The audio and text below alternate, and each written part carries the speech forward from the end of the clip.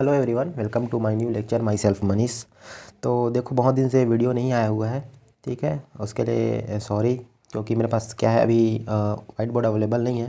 लेकिन फिर मैं सोचा कि थोड़ा सा अभी एग्ज़ाम वगैरह आने वाला है, तो मैं काम करता हूँ पेन पेपर में ही थोड़ा सा आपको समझाने का प्रयास करता हूँ, ठीक है। और देखो, मैं अभी क्या कर रहा हूँ, क्वांटम मैकेनिक्स स्टार्ट कर रहा हूँ। इसमें जो मेन टॉपिक है ना, उसको मैं कवर करा देता हूँ, क्योंकि ये तुम्हारे एग्ज़ाम में भी आते हैं और फर्दर जो जैसे MSc वगैरह करोगे तो भी उसमें बहुत ज़्यादा पूछा जाता है, ठीक है।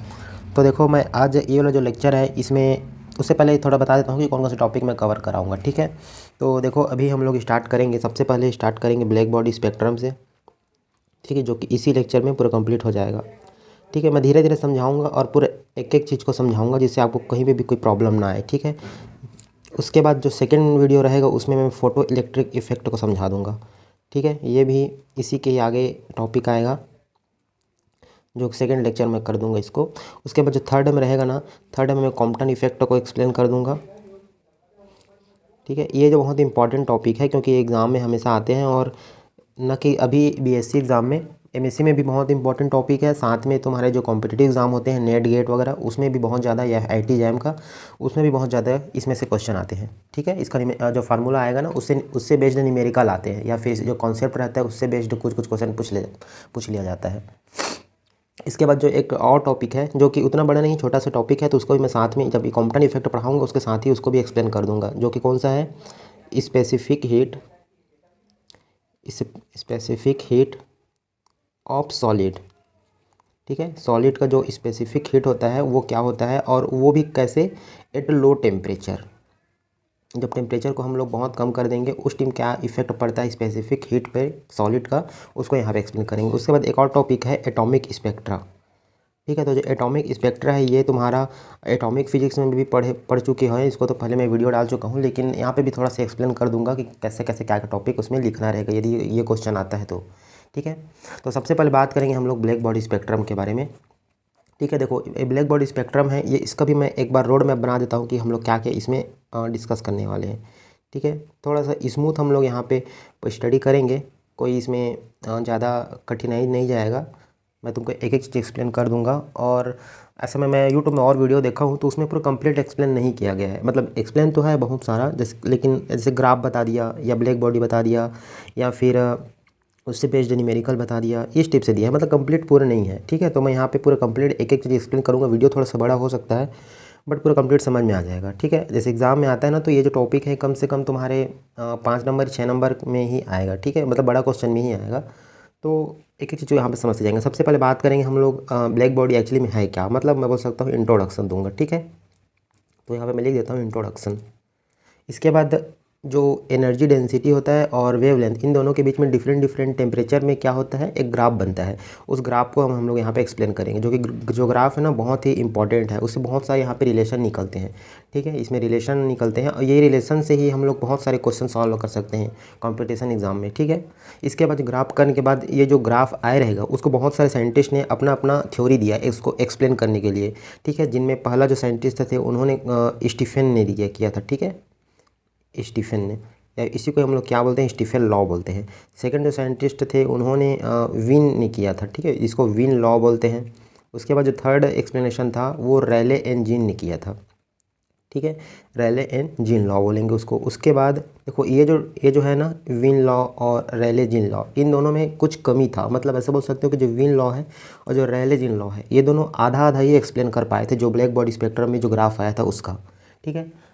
तो उसमें जो ग्राफ है उसको कंप्लीट एक्सप्लेन तो कर नहीं पाया था, तो उसको कंप्लीट, क्योंकि इसलिए कंप्लीट नहीं कर पाया था क्योंकि इनमें ये लोग जो मान रहे थे वो गलत मान रहे थे, मतलब इन लोग दूसरा कुछ एज्यूम कर रहे थे जो एक्चुअली में नहीं था। उसको सही एज्यूम किसने किया, जो प्लांक थे हमारे, उन्होंने किया, ठीक है, प्लांक लॉ। अब इन्होंने जब अपना थ्योरी दिया ना, या अपना अपना एक्सप्लेनेशन लाया, तब जो वीन लॉ में जो कमी था और जो रैले जीन लॉ में जो कमी था, इन दोनों को सबसे पहले वो दूर किया। साथ में जो ब्लैक बॉडी स्पेक्ट्रम में जो ग्राफ आ रहा था, उसको पूरा कम्प्लीटली एक्सप्लेन किया, ठीक है। इन्होंने अपना अलग दिमाग लगाया था। इन्होंने क्या किया, जो एनर्जी है उसको क्वांटाइजेशन फॉर्म में लिया, ठीक है। देखेंगे आगे क्या होता है। ये डिस्क्रीट फॉर्म में ले रहे थे, मतलब ये कंटिन्यूस फॉर्म में ले रहे थे, ठीक है। ये क्या किए, वो किए डिस्क्रीट फॉर्म में लिए, मतलब क्वांटाइजेशन फॉर्म में लिए। ई बराबर ये बोले कि एक पैकेट के रूप में होता है एनर्जी जो है, ठीक है। तो उसी से क्या हुआ, पूरा एक्सप्लेनेशन हुआ और यहीं से ही हमारा क्या हुआ, क्वांटम मैकेनिक्स का ओरिजिन हुआ। तो जैसे बोलोगे ना क्वांटम मैकेनिक्स का असली ओरिजिनेट को किसने किया था, तो प्लांक ने ही अपना सबसे पहला लॉ दिया था, ठीक है। तो ये तो हो गया थोड़ा सा इसके बारे में। ये जो टॉपिक है ना ये पूरा कम्प्लीटली एक्सप्लेन कर देगा मीन लॉ और रेले जीन लॉ को, ठीक है। तो ये हमारा रोड मैप रहेगा, इतना में मैं पूरा ब्लैक बॉडी स्पेक्ट्रम पूरा खत्म कर दूंगा और A to Z तो आपको समझ में आएगा, कहीं भी कोई दिक्कत नहीं आएगा। मैं क्या करूँगा, बहुत स्लो पढ़ाऊँगा और एक एक चीज़ एक एक पॉइंट समझाने की कोशिश करूँ, क्योंकि मैं खुद पढ़ा हुआ हूँ। तो मेरे को पता है कि अभी हम लोग पढ़ लेते हैं एग्ज़ाम में क्वालिफाई कर ले, मतलब पास हो जाते हैं अच्छे नंबरों से, बट एक्चुअली हमको पता नहीं रहता वो है क्या, ठीक है। ये तुमको बाद में मजबूरी बस पढ़ना पड़ेगा। अभी तो तुम बस नंबर लाने के लिए पास हो जाओगे, लेकिन बाद में क्या करना पड़ेगा तुमको, वो मतलब उसको उसे क्वेश्चन बनाने या फिर उससे जो भी रिलेटेड जो इंटरव्यू है उसमें तुमको बहुत दिक्कत जाएगा। तो अभी से क्या करोगे तुम लोग, तो मेन में जो टॉपिक है ये सब मेन टॉपिक है, ये सबको अच्छे से एक्सप्लेन कर दूंगा, अच्छे से इसको तुम लोग समझ जाओगे ना, तो बाद में तुमको दिक्कत नहीं जाएगा, ठीक है। तो सबसे पहले बात करते हैं हम लोग इसके बारे में, इंट्रोडक्शन के बारे में। तो इंट्रोडक्शन में ज़्यादा कुछ नहीं है। इंट्रोडक्शन में क्या बोल सकते हो, सबसे पहले ये जो ब्लैक बॉडी है ये क्यों आया, कैसे आया, उसके बारे में बात कर लेते हैं। तो देखो थोड़ा सा बता देता हूँ कहानी क्या है। जो पहले क्या हुआ, हमारे पास जो क्लासिकल मैकेनिक्स एक मेथड था जिसमें कोई भी हम लोग बॉडी ऑब्जेक्ट है उसके बारे में जो भी उसमें घटना हो रही है वो सब के बारे में हम लोग स्टडी कर चुके हैं, ठीक है। इसको क्लासिकल मैकेनिक्स बोलता है। क्लासिकल मैकेनिक्स में ये बस नहीं ना कि जो न्यूटोनियन मैकेनिक्स है, क्लासिकल मैकेनिक्स में हर प्रकार का तुम्हारा फिजिक्स आ जाएगा। जैसे कि थर्मोडायनेमिक्स में क्या हम लोग समझते थे कि जो पार्टिकल है या जो ऑब्जेक्ट है वो क्या है, बहुत सारे पार्टिकलों से मिलकर बना हुआ है, ठीक है, एटम से या न्यूक्लियस से। इस चीज़ हम लोग पढ़े हुए हैं, न्यूक्लियर फिजिक्स, एटॉमिक फिजिक्स और थर्मोडायनेमिक्स, ये सब का पार्टिकल फिजिक्स कहलाएंगे। मतलब पार्टिकल मान के चलते हैं हम लोग या बॉडी मान के चलते हैं, ठीक है। न्यूटोनियन मैकेनिक्स हो गया, जो एस्ट्रोफिजिक्स हो गया, ये सब में क्या करते हैं हम लोग, पार्टिकल मान के चलते हैं। और इसके साथ ही हम लोग कई बार क्या करते हैं, ऑब्जेक्ट को रेडिएशन भी मान के चलते हैं। जैसे कि तुम्हारा जो ऑप्टिक्स वाला पार्ट हो गया या जो इलेक्ट्रोमैग्नेटिक वाला पार्ट हो गया, इलेक्ट्रोडायनेमिक्स जिसको बोलते हैं, ठीक है। उसमें क्या कहते हैं हम लोग, रेडिएशन मान के चले थे, वेव मान के चले थे। इसमें हम लोग परावर्तन, अपवर्तन, ध्रुवण, व्यतिकरण, है ना, विवर्तन, ये सब एक्सप्लेन किए हुए थे। तो ये सब तो एक्सप्लेन हो चुका था, लेकिन कई बार क्या हुआ, जो कुछ कुछ ऐसे भी थ्योरी आए जिसमें ये दोनों एक साथ ऑब्जर्व हो रहे थे। मतलब कई बार वेव फॉर्म में भी वो शो हो रहा था पार्टिकल ऑब्जेक्ट जो है, और कई बार पार्टिकल फॉर्म में भी हो रहा था। तो उस कंडीशन में जो क्लासिकल मैकेनिक्स था वो इसको एक्सप्लेन नहीं कर पाया, ठीक है। तो उसी को ही एक्सप्लेन करने के लिए जो साइंटिस्ट थे अर्लियर 19,000 के आसपास, मतलब 19,000 के आसपास, मतलब 1900 के आसपास, जो मतलब अभी अभी कितना चल रहा है, 2024 चल रहा है, तो मतलब वो लगभग 124-125 साल पहले क्वांटम मैकेनिक्स का ओरिजिन हुआ था, ठीक है। ये सब जो वैज्ञानिक था ना, यही सब इन्होंने ही मतलब इन्हीं लोग स्टार्ट किए थे क्वांटम मैकेनिक्स को। तो ठीक है, तो बैकग्राउंड स्टोरी हो गया, ज़्यादा इसके बारे में डिस्कस नहीं करेंगे। आप बुक से पढ़ना मतलब स्टोरी टिप दिया रहता है तो उसमें समझ में आ जाएगा। हम लोग सीधा बात करते हैं ब्लैक बॉडी स्पेक्ट्रम से, ठीक है। तो देखो जो ब्लैक बॉडी स्पेक्ट्रम है, फोटो इलेक्ट्रिक इफेक्ट है, कॉम्पटन इफेक्ट है, ये एटॉमिक स्पेक्ट्रा है, ये सब क्या हो रहे थे, ये एक्सप्लेन नहीं हो पा रहे थे क्लासिकल मैकेनिक्स से, इसीलिए क्वांटम मैकेनिक्स का यहाँ पे ओरिजिन हुआ। इसको एक्सप्लेन करने के लिए समझ लो, ठीक है। तो सबसे पहले बात करते हैं हम लोग ब्लैक बॉडी स्पेक्ट्रम का। ब्लैक बॉडी स्पेक्ट्रम में बात करते हैं इंट्रोडक्शन पे, क्या होता है ब्लैक बॉडी स्पेक्ट्रम, ठीक है। तो नाम से ही समझ में आ रहा है ब्लैक बॉडी, ठीक है। तो ऐसा कोई बॉडी जो ब्लैक होगा, सिंपल भाषा में बात करें, उसमें कोई स्पेक्ट्रम प्राप्त हो रहा, उसी के बारे में हम लोग यहाँ पे स्टडी करेंगे, ठीक है। तो उससे पहले थोड़ा सा मैं इसको डेफिनेशन के रूप में बता दूँ, क्या लिख सकते हो। जैसे ब्लैक बॉडी को हिंदी में क्या बोलते हैं, देखो मैं दोनों मीडियम में थोड़ा बताने की कोशिश करूँगा, लेकिन मेरा प्रेफरेंस रहेगा हिंदी मीडियम में, क्योंकि इंग्लिश मीडियम में और भी वीडियो मिल जाते हैं, लेकिन हिंदी मीडियम में नहीं मिल पाते हैं। लेकिन कई बच्चों को क्या होता है, जो हिंदी मीडियम वाले बच्चे रहते हैं उन लोग अभी तो इंग्लिश मीडियम में नहीं पढ़ पाते हैं, ठीक है। तो मैं साथ दोनों को थोड़ा थोड़ा एक्सप्लेन कर दूँगा। बाकी मेरा जो वर्डिंग रहेगा वो अधिकतर हिंदी मीडियम में रहेगा, ठीक है। ठीक है, तो देखो यहाँ पे क्या होता है, बात कर रहे हैं हम लोग ब्लैक बॉडी की या कृष्ण पिंड का, ठीक है। तो देखो क्या होता है, तो इसका जब इसे इसका जो डेफिनेशन है वो कैसे लिख सकते हो, वह बॉडी जो अपने पृष्ठ पर आपतित संपूर्ण विकिरण या संपूर्ण रेडिएशन को क्या कर लो, पूरा पूरा अवशोषित कर लो या पूरा पूरा ऑब्जर्व कर ले, वो कृष्ण पिंड कहलाता है। जैसे कि मान लो यहाँ पे कोई एक बॉडी है, ठीक है, जैसे एक गोल बॉडी है, इस पर जो भी लाइट इंसिडेंट हो रहा है, ठीक है, वो पूरा पूरा लाइट को ऑब्जर्व कर ले, मतलब पूरा पूरा ब्लैक कर दे। वो इतना ब्लैक होना चाहिए कि जितना भी लाइट उस पर इंसिडेंट हो रहा है उसको सबको एब्जॉर्ब कर ले, ठीक है। यहाँ से जैसे लाइट आ रहा है, यहाँ से जो लाइट आ रहा है, यहाँ से जो लाइट आ रहा है, सबको क्या कर ले, एब्जॉर्ब कर ले, अवशोषित कर ले, ठीक है। लाइट बोल सकते हो या रेडिएशन बोल सकते हो, विकिरण बोल सकते हो, वो सबको क्या कर ले, ऑब्जर्व। चाहे इस रेडिएशन का वेवलेंथ कुछ भी हो, ठीक है, कम वेवलेंथ का हो या ज़्यादा वेवलेंथ का हो, सबको ये क्या कर ले, अवशोषित कर ले। तो वो जो बॉडी है ये क्या कहलाएगा, ब्लैक बॉडी कहलाएगा, ठीक है। कृष्ण पिंड कहलाता है या ब्लैक बॉडी कहलाता है। लेकिन ऐसा तुम लोग सोचो कि ऐसा यूनिवर्स में कोई ऑब्जेक्ट है क्या जो पूरा पूरा रेडिएशन को एब्जॉर्ब कर ले, तो ऐसा पॉसिबल नहीं है। ठीक है, देखो कुछ भी ऑब्जेक्ट है, छोटी कक्षा में पढ़े होगे, कोई भी जो हम वस्तु है या कोई भी ऑब्जेक्ट है उसका कलर हमको कैसे पता चलता है, तो उस पर जो लाइट पड़ रहा है उसके नाम से पता चलता है। अलग अलग तरंगदैर्घ्य, अलग अलग वेवलेंथ का उस पर लाइट मतलब रेडिएशन पड़ रहा है तो हमारे आंखों में पड़ता है सीधा, तो हम लोग उसका कलर ऑब्जर्व कर पाते हैं ना। अब ऐसा कोई एक ऑब्जेक्ट समझो जो पूरा ब्लैक हो, उस पर जितना भी लाइट जा रहा है सबको ऑब्जर्व कर रहा है। ठीक है, तो वैसे तो वस्तु हमको दिखाई ही नहीं देगा क्योंकि ब्लैक हो जाएगा। ठीक है, तो लेकिन एक्चुअली में ऐसा कोई बॉडी पॉसिबल ही नहीं होता फिजिक्स में। ठीक है, जो पूरा पूरा ब्लैक हो। तो जो अब कैसे करें, तो जो साइंटिस्ट लोग को स्टडी करना है तो कैसे करेंगे, उन लोग एक आइडियली सिचुएशन माने।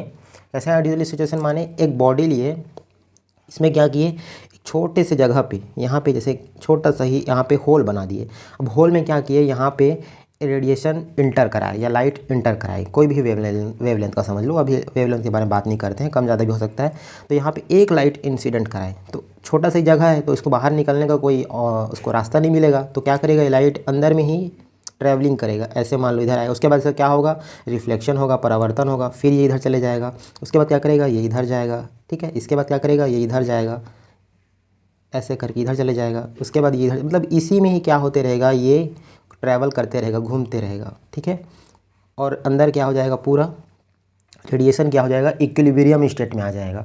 ये बाहर तो नहीं निकल पाएगा क्योंकि यहाँ से एक लाइट बस इंटर किया है, तो बाहर निकलने का इसके पास रास्ता ही नहीं है, तो ये अंदर में क्या करेगा, ट्रैवलिंग करेगा और इक्विलिब्रियम पोजीशन में आ जाएगा। ठीक है, तो इसी को ही हम लोग क्या मानते हैं, एक ब्लैक बॉडी के रूप में मान सकते हैं आइडियल सिचुएशन में।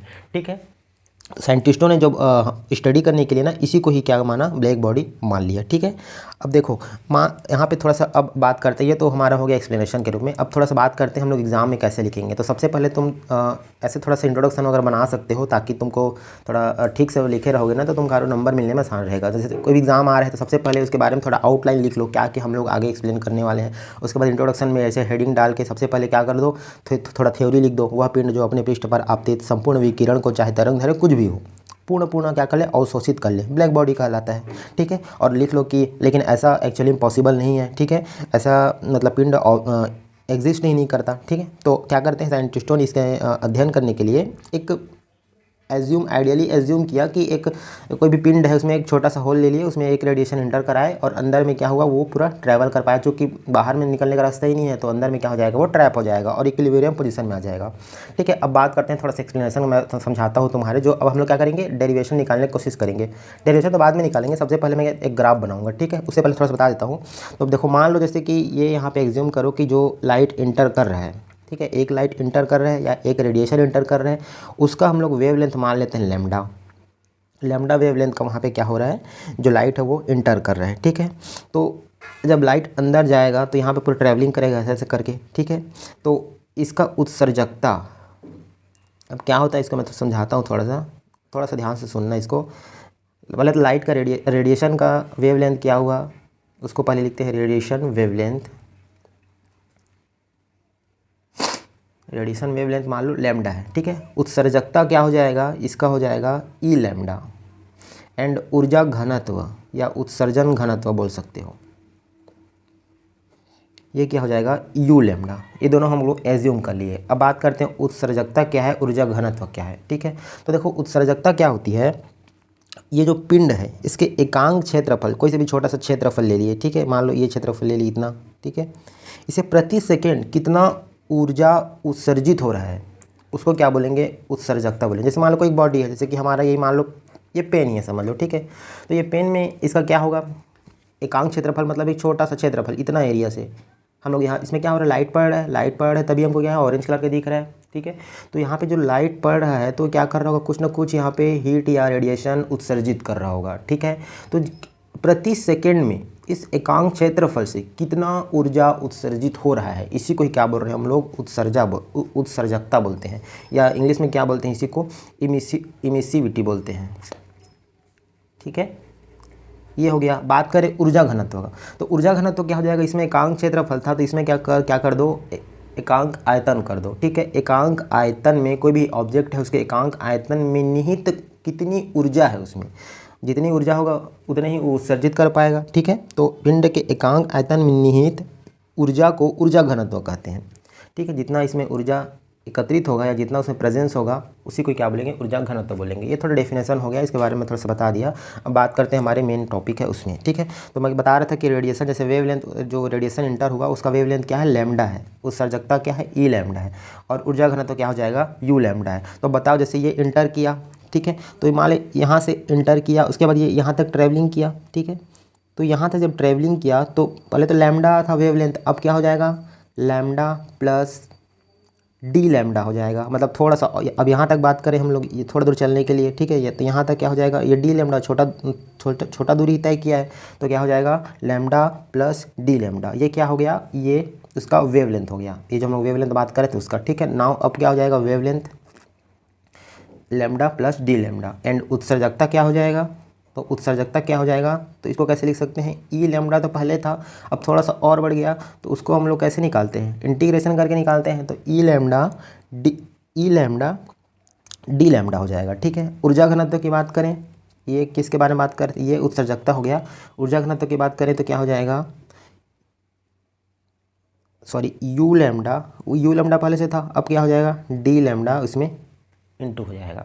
तो ये अब करंटली सिचुएशन, मतलब ऐसे करते करते बढ़ते बढ़ते यहाँ पे बढ़ते जाएगा, पूरा थोड़ा थोड़े ऐड होते जाएगा। तो लास्ट में जैसे हमको पूरा पूरा निकालना रहेगा तो हम लोग क्या करते हैं, इंटीग्रेशन कर देते हैं लास्ट में, लिमिट लगा के, जितना भी लिमिट में चाहिए, ठीक है। तो हम लोग के पास क्या निकल जाता है, पूरा पूरा उस पिंड का जो भी या तो ऊर्जा घनत्व निकल जाएगा या तो उत्सर्जकता निकल जाएगा, ठीक है। तो ये बस थोड़ा सा ऐड हो जाएगा, इतना बस याद रखो यहाँ इंट्रोडक्शन में, बाकी कुछ लिखने की जरूरत नहीं है, ठीक है। अब सीधा बात करते हैं, यहाँ तक समझ में नहीं आया होगा तो कोई दिक्कत नहीं है, ठीक है, आगे पूरा समझ में आ जाएगा। तो मैं ये सब इसलिए बताया हूँ क्योंकि हम लोग अभी जो ग्राफ निकालेंगे वो किन के बीच में रहेगा, तो जो उत्सर्जकता ई लैम्डा है वो, और ये लैम्डा है ये, तो इन दोनों के बीच में हमें एक्चुअली में ग्राफ देखना है। तो ये दोनों क्या होता है पहले उसको समझा दो तो ज़्यादा अच्छा रहता है ना, इसलिए थोड़ा सा समझाना पड़ा, ठीक है। तो यहाँ तक समझ में आ गया। अब बात करते हैं ग्राफ के बारे में। देखो तो जो दो साइंटिस्ट थे, कौन कौन साइंटिस्ट थे, ल्यूमर एंड प्रिंग्सहाइम, ठीक है, दो साइंटिस्ट थे उस टाइम के, जिन्होंने 1889 में, मतलब 1889 में, ठीक है, 1889 में इन्होंने क्या किया, ये जो ब्लैक बॉडी है इसका स्टडी किया। और स्टडी कैसे किया, तो इन्होंने क्या किया, अलग अलग यहाँ पे तरंग दैर्घ्य का, अलग अलग लैम्डा का यहाँ पे लाइट इंसिडेंट करवाया इस ब्लैक बॉडी में, ठीक है। और ये जो रेडिएशन है ये अंदर में इक्विलिब्रियम पोजीशन पे आ गया, साम्यावस्था में जब आ गया तब क्या किया, अलग अलग टेम्परेचर को कम ज़्यादा कर करके स्टडी किए, पहला चीज़। दूसरा क्या किए, अलग अलग रेडिएशन इंटर कराए, पहले कम वेवलेंथ का इंटर कराए, फिर ज़्यादा वेवलेंथ का, ऐसे करके अलग अलग वेवलेंथ का वहाँ पे इंटर कराए, ठीक है।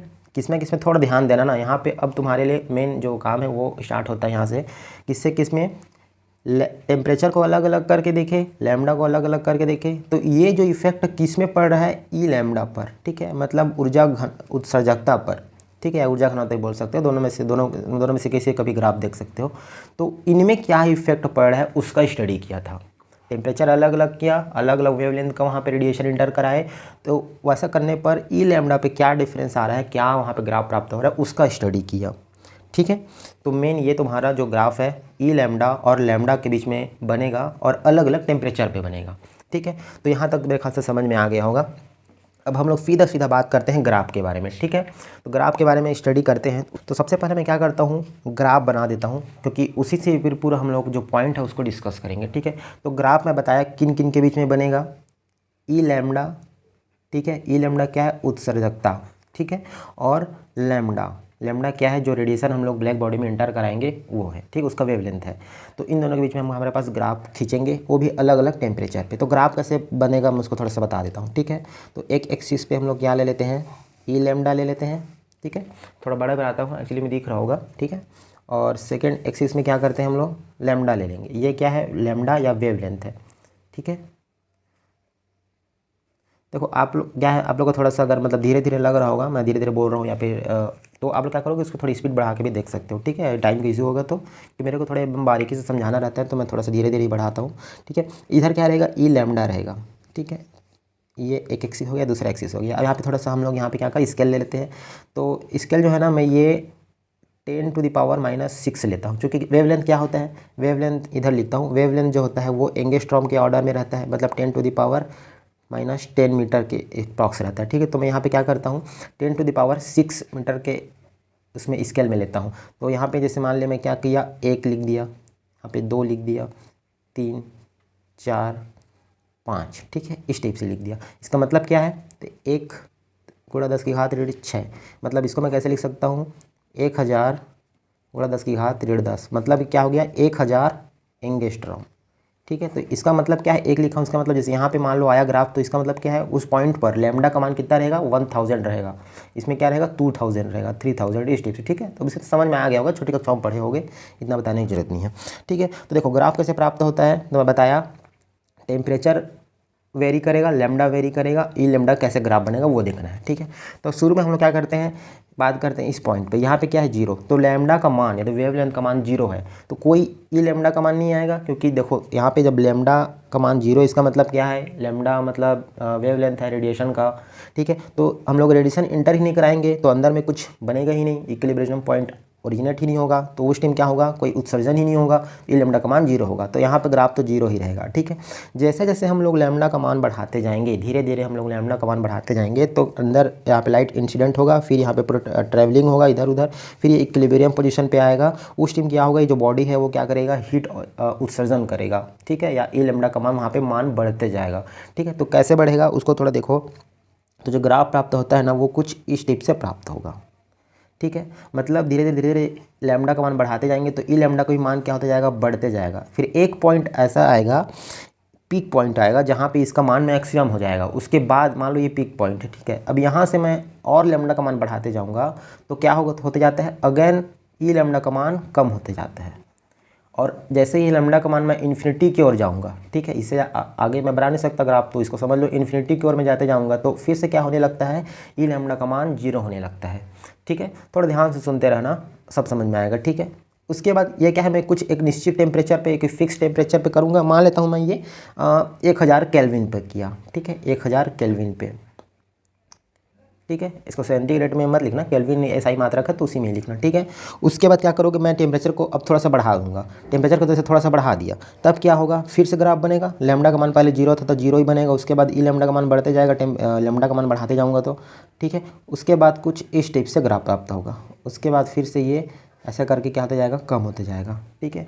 अब ये टेम्परेचर बढ़ाया था, ध्यान रखना ना, तो टेम्परेचर बढ़ाया था, तो यहाँ पे अब जैसे मान लो इसको मैं कर देता हूँ 1100 केल्विन पे, ठीक है, 100 डिग्री सेंटीग्रेड में बढ़ा दिया या 100 केल्विन बढ़ा दिया। उसके बाद मैं फिर क्या करूँगा, थोड़ा सा और टेम्परेचर बढ़ाऊँगा तो ग्राफ कुछ इस टिप से प्राप्त होगा, यहाँ पे पिक पॉइंट आएगा, ठीक है। उसके बाद ये ग्राफ कुछ इस टिप से बनते जाएगा ये।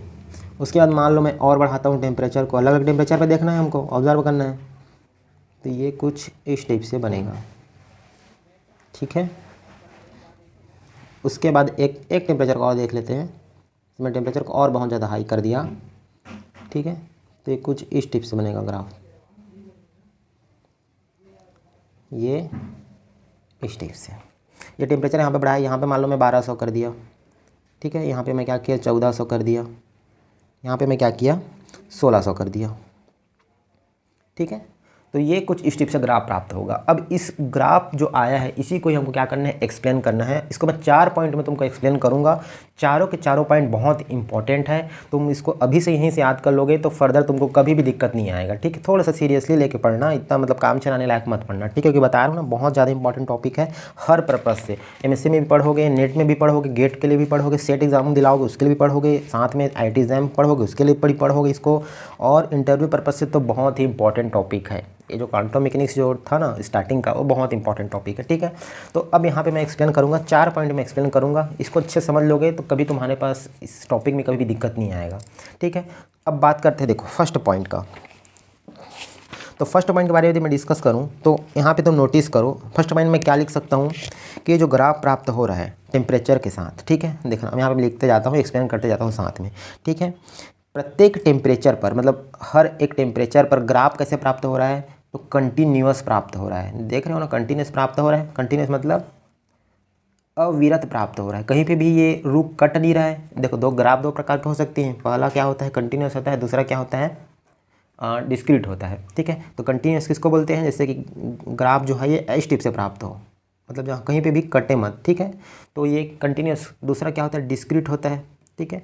तो डिस्क्रीट कैसे होता है, विविक्त, इसको हिंदी में विविक्त बोलते हैं, इसको अविरत बोलते हैं, ठीक है। तो इसमें जैसे यहाँ पे पहले एक प्राप्त हो गया, उसके बाद यहाँ पे प्राप्त हो गया, फिर यहाँ पे प्राप्त हो गया, यहाँ पे प्राप्त हो गया, इस टाइप से इसको बोलते हैं डिस्क्रीट। मतलब एक फिक्स पॉइंट पे अगर प्राप्त हो रहा है ना उसको डिस्क्रीट बोलेंगे, और यदि कंटिन्यू प्राप्त हो रहा है इसको कंटिन्यूस बोलते हैं। तो यहाँ पे देखो ग्राफ कैसे प्राप्त हो रहा है, कंटिन्यूस ग्राफ तो प्राप्त हो रहा है, ठीक है।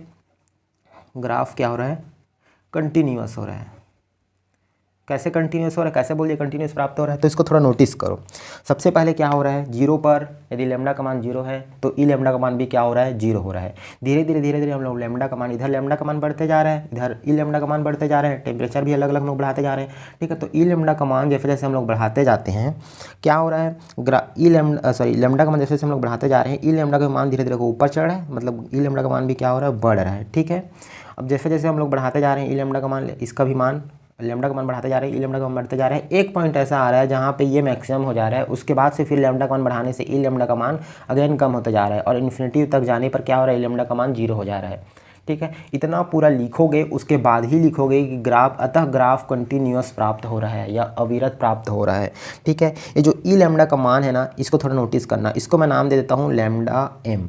मैक्सिमम हो रहा है यहाँ पे लैम्डा का मान, ठीक है। इसके बाद इधर लैम्डा का मान कम हो जा रहा है, इधर लैम्डा का मान कम हो जा रहा है, सॉरी यहाँ पे ई लैम्डा का मान कम हो जा रहा है, तो ये मैक्सिमम पॉइंट हो गया। इसको मैं लैम्डा एम नाम दे देता हूँ। यहाँ पे भी वैसी, यहाँ पे मैक्सिमम कहाँ पे हो रहा है, यहाँ पे हो रहा है, ठीक है। यहाँ पे मैक्सिमम कहाँ पे हो रहा है, यहाँ पे हो रहा है।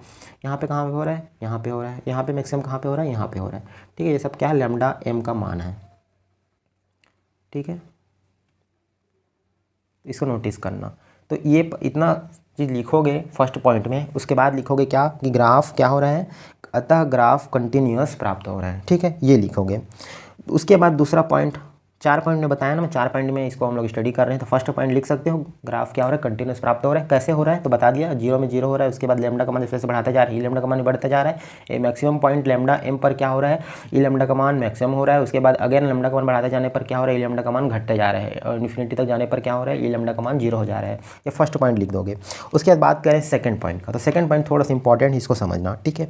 सेकंड पॉइंट क्या लिख सकते हो, तो इसको नोटिस करो कि ये जो एरिया है जीरो से लेकर ये फॉर इनफाइनाइट तक 1000 टेम्परेचर पर, ये जो ग्राफ, ये जो हम लोग को एरिया मिल रहा है या क्षेत्रफल जो मिल रहा है, ठीक है, ये क्या हो रहा है, जैसे जैसे हम लोग टेम्परेचर बढ़ाते जा रहे हैं, मान लो यहाँ पे बात करें तो ये ज़्यादा, इसको भी मैं कवर करूँगा। अगर 1100 टेम्परेचर के बारे में बात करें तो ज़्यादा ग्राफ प्राप्त हो रहा है, ज़्यादा बड़ा ग्राफ प्राप्त हो रहा है, ज़्यादा एरिया ज़्यादा कवर कर रहा है। मान लो मैं 1600 के बारे में बात करूँगा तो यहाँ से लेकर पूरे यहाँ तक मैं एरिया कवर कर रहा हूँ, ठीक है, ये पूरा एरिया।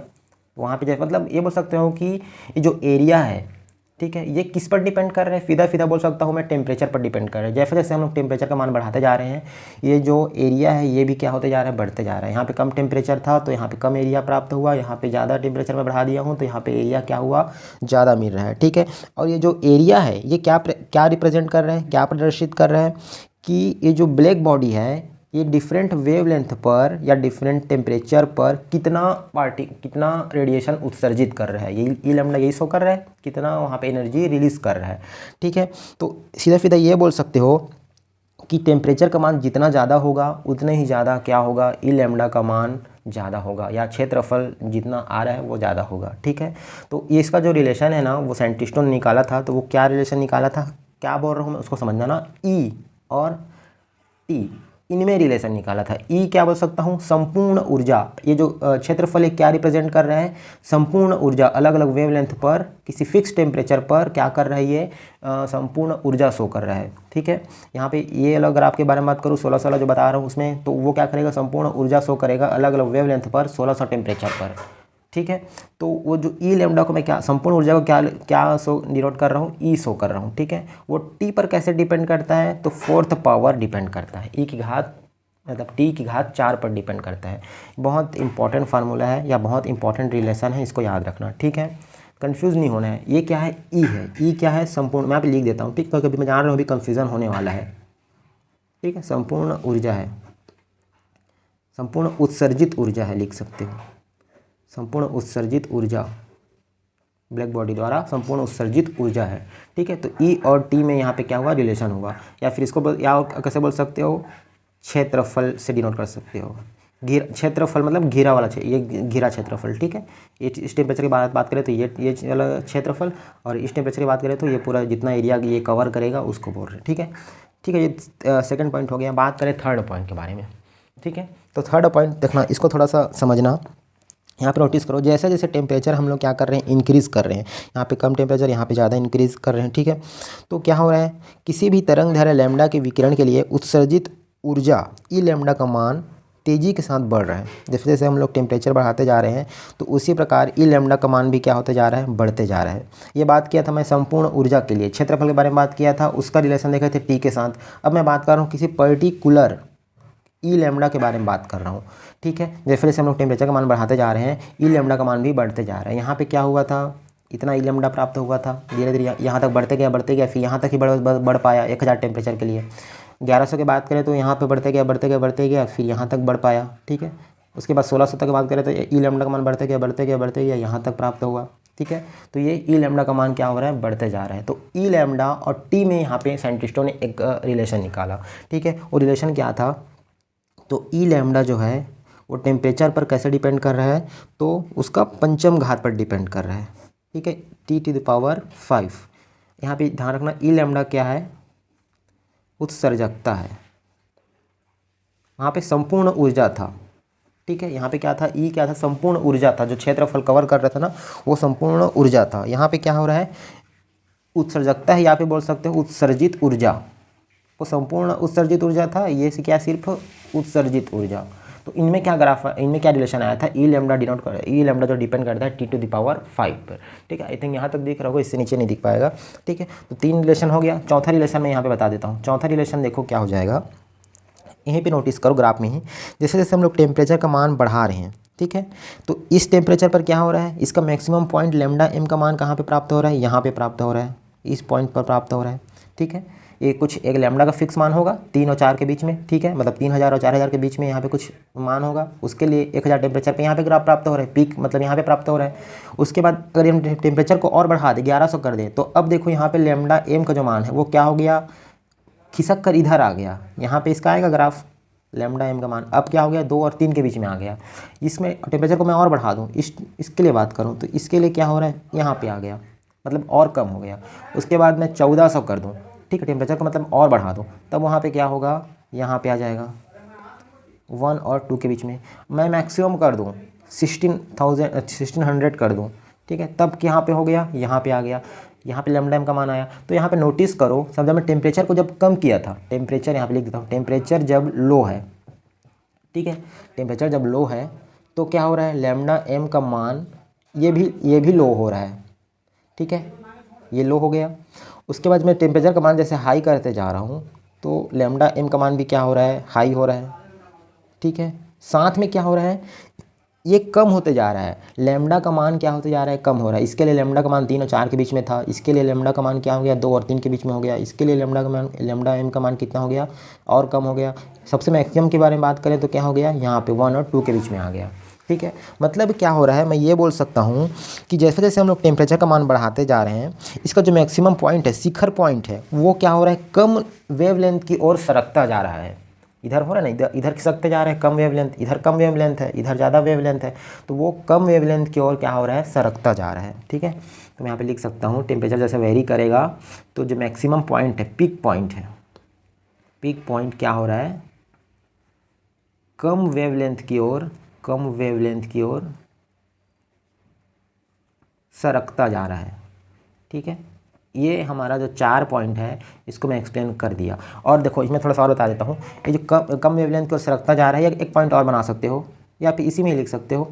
तो जो साइंटिस्टों है ना, जो साइंटिस्ट है, उन्होंने क्या किया था, एक इसमें भी रिलेशन दिया, जैसे इन दोनों में रिलेशन दिया था वैसे इसमें भी रिलेशन दिया था।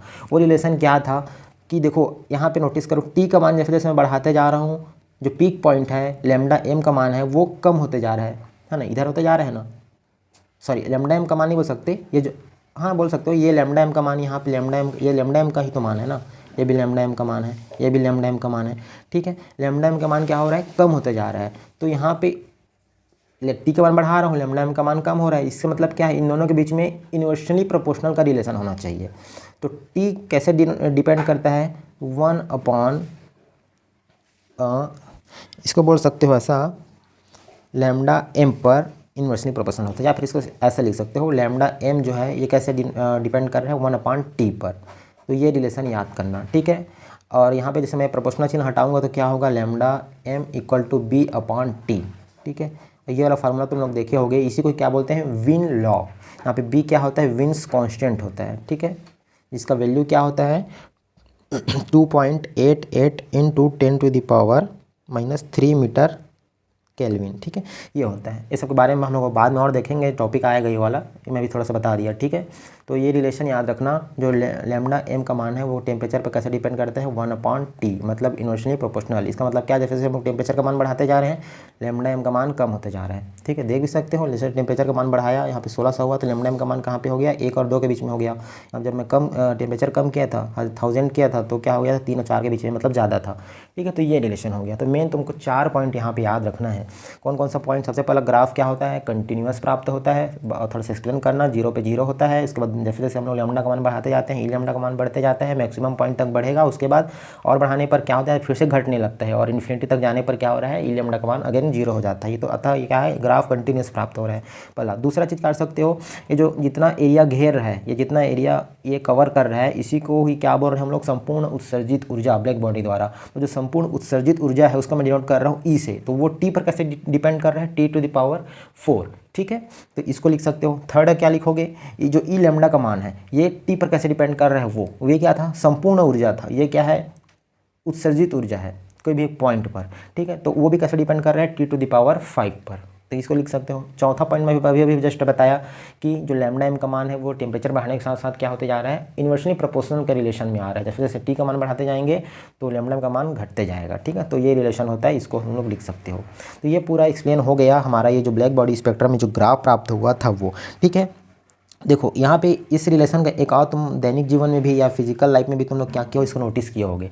कैसे, मैं बताया कि टी का मान जब जैसे हम लोग बढ़ाते जा रहे हैं, लैम्डा एम का मान क्या होते जा रहा है, कम होते जा रहा है, ठीक है। तो देखो जैसे तुमको क्या हो रहा है, एक तुम्हारे पास एक लोहे का एक बॉल है समझ लो, इसको सबसे पहले तुम गर्म करते जाओगे, ठीक है। इसको जब हम लोग गर्म करते हैं तो सबसे पहले क्या दिखाई देता है, लाल रंग का दिखाई देता है ना। उसके बाद मैं टेम्परेचर को और बढ़ा दूँ, जैसे मान लो मैं 500 डिग्री सेंटीग्रेड पर मैं गर्म किया तो ये लाल दिखाई दिया। उसके बाद में इसको मैं और गर्म करूँगा, 800 डिग्री सेंटीग्रेड तक मैं गर्म करूँगा तो क्या होने लगता है, ये धीरे धीरे पीला होने लगता है, ठीक है। उसके बाद मैं 1000 डिग्री तक मैं मान लो गर्म करता हूँ तो क्या हो जाता है, ये सफ़ेद हो जाता है, श्वेत कलर का हो जाता है। नोटिस किए हो ऐसा होता है। तो ऐसा क्यों होता है, क्योंकि टेम्परेचर यहाँ पे कम था, तो मैं अभी बताया लैम्डा एम का मान क्या होगा, हमारा टेम्परेचर कम है तो लैम्डा एम का मान क्या होगा, ज़्यादा होगा। तो इसके लिए टेम्परेचर में कम है तो इसके लिए लाल कलर के लैम्डा एम का मान क्या होता है, ज़्यादा होता है ना। ये पढ़े होगे विबग्योर में क्या होता है, विबग्योर में क्या होता है, आर क्या है, रेड है, ये वायलेट है। तो रेड के लिए तुम लोग पढ़े होगे कि वेवलेंथ सबसे ज़्यादा होता है, ठीक है। रेड के लिए वेवलेंथ सबसे ज़्यादा होता है। तो लैम्डा एम का मान यहाँ पे क्या है, ज़्यादा हो रहा है, लाल रंग दिखाई दे रहा है। तो उसके बाद टेम्परेचर को मैं मान लो क्या किया, टेम्परेचर को मैं बढ़ा दिया। तो टेम्परेचर को बढ़ाया हूँ तो क्या हो रहा है, लैम्डा एम का मान कम हो जाएगा, तो लैम्डा एम का मान इसके लिए कम होगा। तो इसी प्रकार इधर भी क्या होता जाएगा, इधर आते जाएगा तो लैम्डा एम का मान पीला रंग के लिए कम होता है तो ये पीला रंग का दिखाई देता है। मान लो 1000 किया, बहुत ज़्यादा कर दिया, हाई कर दिया, तो इसके लिए लैम्डा एम का मान बहुत कम हो जाएगा। ये टेम्परेचर ज़्यादा हुआ तो लैम्डा एम का मान बहुत कम होगा, और लैम्डा एम का मान बहुत कम हुआ तो वाइट कलर दिखाई देगा। वाइट कलर के लिए जो लैम्डा का मान होता है वो काफ़ी कम होता है, ठीक है। इसलिए अलग अलग कलर दिखाई देता है। ये एक बॉल के साथ एक्सपेरिमेंट करके देखा गया, ठीक है। उसके बाद तुम अगर और देखना चाहो तो सन को ले सकते हो। सन भी क्या होता है, जब स्टार्टिंग में जब राइज होता है या फिर जब सनसेट होता है उस टाइम क्या होता है, लाल दिखाई देता है। लाल क्यों दिखाई देता है, क्योंकि उसका लाल का वेवलेंथ ज़्यादा होता है। तो उस टाइम क्या होते रहता है, टेम्परेचर काफ़ी कम रहता है। जब सनसेट होते रहेगा तो काफ़ी दूर पहुंच जा रहता है, या फिर जब राइज होते रहता है तो भी काफ़ी दूर पहुंच जा रहता है। उस टाइम क्या होता है, टेम्परेचर काफ़ी कम रहता है। टेम्परेचर काफ़ी कम रहता है मतलब वो कितना ज़्यादा एनर्जी उत्सर्जित नहीं कर पाएगा, ठीक है। तो टेम्परेचर कम है, ज़्यादा एनर्जी उत्सर्जित नहीं कर पाएगा, मतलब लैम्डा एम का मान भी ज़्यादा होगा। लैम्डा एम का मान ज़्यादा होगा, इसका मतलब हमको वही कलर दिखाई देगा जिसके लिए लैम्डा का मान ज़्यादा होता है। तो किसके लिए ज़्यादा होता है, लाल के लिए ज़्यादा होता है। इसलिए हमको शाम के टाइम में क्या होता है, लाल दिखाई देता है। उसके बाद जैसे जैसे दोपहर आते जाता है, दोपहर आते जाता है तो बहुत ज़्यादा टेम्परेचर बढ़ जा रहता है, ठीक है। तो टेम्परेचर या फिर बोल सकते हो थोड़ा 9 बजे के आसपास सुबह सुबह देखना थोड़ा सा पीला कलर का दिखाई देता है, क्योंकि उस टाइम टेम्परेचर थोड़ा बढ़ जा रहता है लेकिन मैक्सिमम नहीं रहता है। तो उस टाइम लैम्डा का मान थोड़ा सा क्या होते जाता है, बीच में रहता है, इसलिए हमको पीला कलर दिखाई देता है। देखना, लेकिन जब दोपहर का 12-1 बजता है तो उस टाइम हमारे ठीक ऊपर रहता है, उस टाइम कभी भी सन को मतलब तुम लोग नहीं देख पाओगे, क्योंकि उस टाइम एकदम पीक पे रहता है और सबसे ज़्यादा टेम्परेचर वहाँ पे रहता है उस टाइम सन का। ठीक है, तो सबसे ज़्यादा टेम्परेचर रहेगा, टेम्परेचर बहुत ज़्यादा रहेगा तो लैम्डा का मान काफ़ी कम हो जाएगा। ठीक है, लैम्डा का मान काफ़ी कम हुआ तो हमको लैम्डा एम किसके लिए कम होता है, सफ़ेद कलर के लिए कम होता है, तो सफ़ेद दिखाई देता है इसीलिए हमको। ठीक है, तो ये तुम डेली लाइफ में देख सकते हो, बाकी यहाँ से समझ में आ गया होगा और पूरा रिलेशन से भी समझ में आ गया होगा। तो ये तुम्हारा जो ब्लैक बॉडी का ग्राफ है वो एक्सप्लेनेशन कंप्लीट हुआ। ठीक है, अब देखो ये तो हम लोग ग्राफ को एक्सप्लेन कर दिया। अब इसके बाद जो साइंटिस्ट थे बहुत सारे, उन्होंने इसको एक्सप्लेन किया अपना अलग अलग थ्योरी देके, जिसमें सबसे पहला कौन था, स्टीफन ने अपना ओपिनियन दिया था, इसको स्टीफन लॉ बोलते हैं। उसके बाद क्या था, win law, Rayleigh Jeans law. उसके बाद लास्ट में प्लांक ने यहाँ पे पूरा कंप्लीटली एक्सप्लेन किया था। ठीक है, तो उसको अभी आगे देखते हैं। ठीक है, तो चलो अब आगे बढ़ते हैं। देखो अब जो ग्राफ प्राप्त हुआ था ना, उसी को ही एक्सप्लेन करने के लिए बहुत सारे साइंटिस्ट आए और उन्होंने अपना अपना ओपिनियन दिया। ठीक है, उसी को एक्सप्लेन करने के लिए तो सबसे पहले जो साइंटिस्ट थे वो थे, मैं बता चुका हूँ, स्टीफन। ठीक है, तो उन्होंने क्या किया, अपना एक लॉ दिया जो हम लोग पहले देख चुके हैं, अभी जो एक्सप्लेन किया था ना उसी में ही वो लॉ आ गया है, बट मैं इसको थोड़ा स्पेसिफाई करना है। ठीक है, तो देखो जो सबसे पहला जो साइंटिस्ट थे वो स्टीफन, तो मैं यहाँ पे लिख देता हूँ पहला स्टीफेंस लॉ। ठीक है, देखो क्या था, एकदम ईजी सा है। जो हम लोग ने अभी ग्राफ जब मैं एक्सप्लेन कर रहा था तो मैं जो सेकंड पॉइंट बताया था वही जो क्या है, स्टीफन लॉ है, सीधा सीधा बोल सकते हो। क्या बताया था मैं कि जो ब्लैक बॉडी होता है उसके एकांक पृष्ठ क्षेत्रफल से जो प्रति सेकेंड उत्सर्जित ऊर्जा है, जिसको मैंने क्या नाम दिया था, उत्सर्जकता, जिसको मैं ई लैम्डा से डिनोट किया था। तो मैं उस सेकंड वाले पॉइंट में क्या बताया था कि जो जितना वो एरिया मतलब कवर कर रहा है उसी को ही मैं संपूर्ण ऊर्जा बोला था, और उसी को क्या नाम दिया था मैं, टोटल एनर्जी ई दिया था। तो जो टोटल एनर्जी ई है वो टेम्परेचर पर कैसे डिपेंड कर रहा था, तो T⁻⁴ कितना था, 4 था। ठीक है, तो वही जो है ई जो डिपेंड कर रहा है T पर पावर 4 पर, उसी को ही बोलते हैं सीधा स्टीफन लॉ। मतलब यदि मैं उसको फार्मूला के रूप में लिखना चाहूँ तो क्या लिख सकता हूँ, E is directly proportional to T⁻⁴। ठीक है, यही हमारा क्या है, स्टीफन लॉ है। लेकिन इसको थोड़ा सा मॉडिफाई करके दिया वो, जब इसमें हम लोग कांस्टेंट हटाते हैं। ठीक है, तो उसको कैसे डिनोट किया वो, सिग्मा T⁴। जो सिग्मा है इसी को ही हम लोग क्या बोलते हैं, स्टीफन कांस्टेंट। ठीक है, बस यही है जो मैं बताया था शुरू में ही, वही यहाँ पे स्टीफन लॉ हो जाएगा। ई क्या है, या फिर ई लैम्डा भी लिख सकते हो।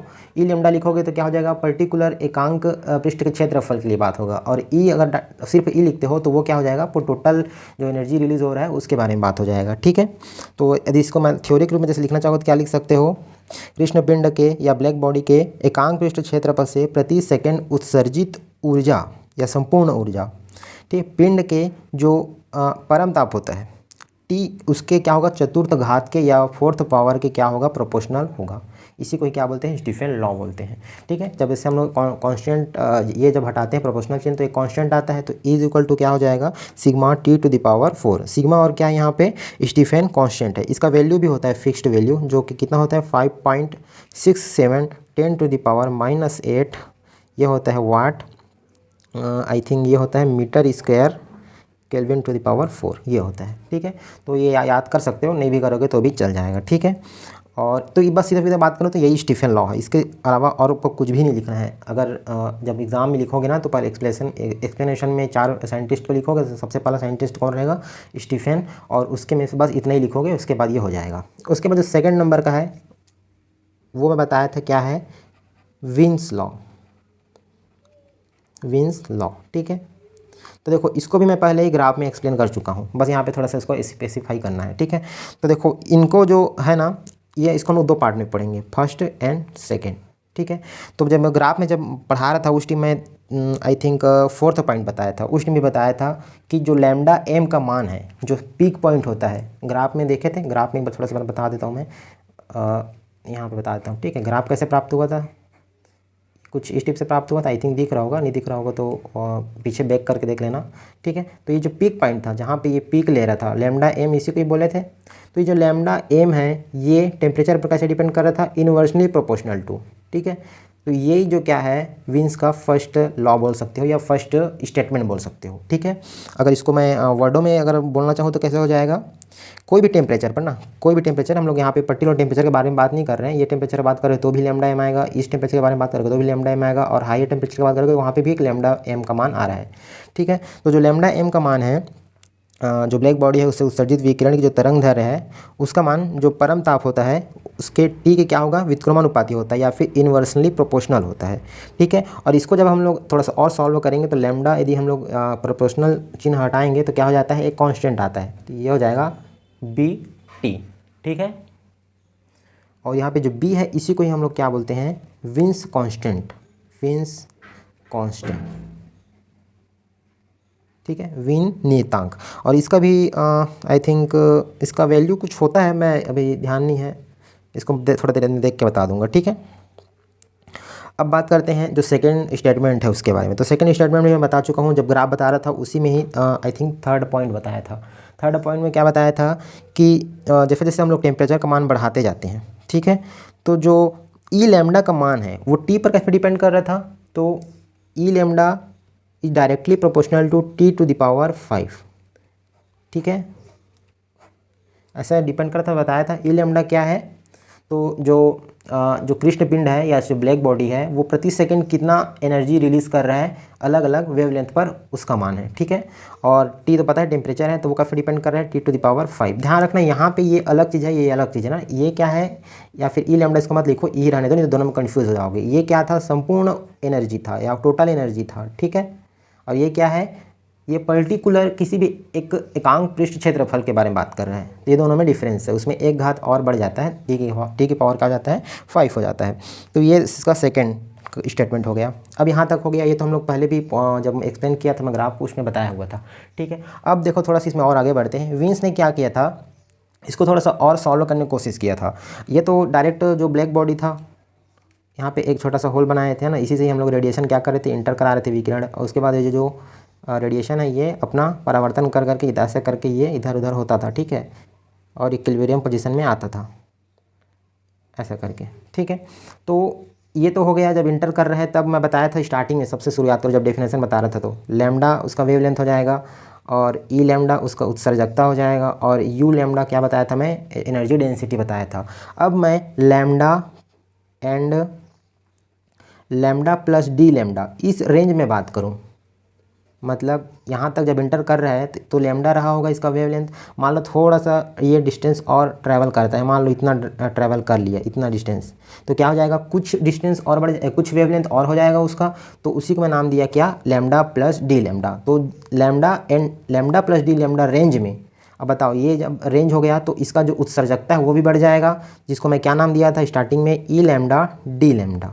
ये हो जाएगा इसका इमिसिविटी या फिर उत्सर्जकता, और जो एनर्जी डेंसिटी था उसको मैं क्या बोला था, यू लैम्डा डी लैम्डा, ये हो जाएगा बोला था, ठीक है। तो इसी को ही वो थोड़ा सा एक्सप्लेन किया था, और ये जो ई लैम्डा डी लैम्डा है ना, इसका वो फार्मूला निकाला कौन, विन्स ने, ठीक है। क्या फार्मूला निकाला, तो इसका जो फार्मूला निकाला था वो था e lambda d lambda equal to a upon में lambda to the power 5 and f lambda t d lambda. ये इन्होंने अपना थोड़ा सा इसको सॉल्व किए होंगे, उसके बाद मतलब ये जो फार्मूला या डेरिवेशन है इसको निकाला था। यहाँ पे देखो ए क्या है, एक कांस्टेंट है, ठीक है।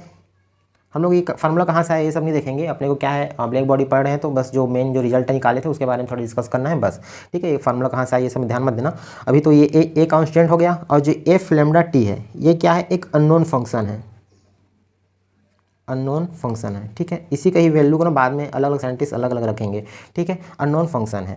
उसके बाद जब और फर्दर स्टडी किया विन्स ने, तो उन्होंने क्या किया, जो एफ लैम्डा टी है इसको क्या किया, एक एक्सपोनेंशियल टर्म में ये मतलब एक्सपोनेंशियल टर्म में इसको रिप्लेस कर दिया, ठीक है। तो जो फार्मूला था ई लैम्डा डी लैम्डा का जो मान वो क्या हो गया, C1 lambda to the power 5, ये तो सेम रहेगा। यहाँ पे क्या आ गया, एक एक्सपोनेंशियल टर्म वो इंक्लूड कर दिए, C2 अपॉन लैम्डा टी और ये डी लैम्डा, ठीक है। जो F lambda T unknown function था उसका जगह में क्या कर दिए, ये वाला फंक्शन एक्सपोनेंशियल टर्म वहाँ पे इंक्लूड कर दिए। C1 C2 तो कांस्टेंट है वो तो, और ये लैम्डा 5 वो सेम वैसे ही रहेगा, ठीक है।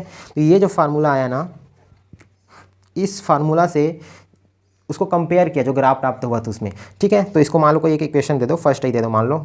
तो इस अगर तुम ग्राफ में देखोगे तो एक चीज़ नोटिस ये कर सकते हो कि यहाँ पे देखो जो ई लैम्डा का मान है वो लैम्डा पर कैसे डिपेंड कर रहा है। ग्राफ हमारा किसके किसके बीच में बना था, ई लैम्डा और टी लैम्डा, इन दोनों के बीच में ग्राफ बना था अलग अलग टेम्परेचर पर, ठीक है।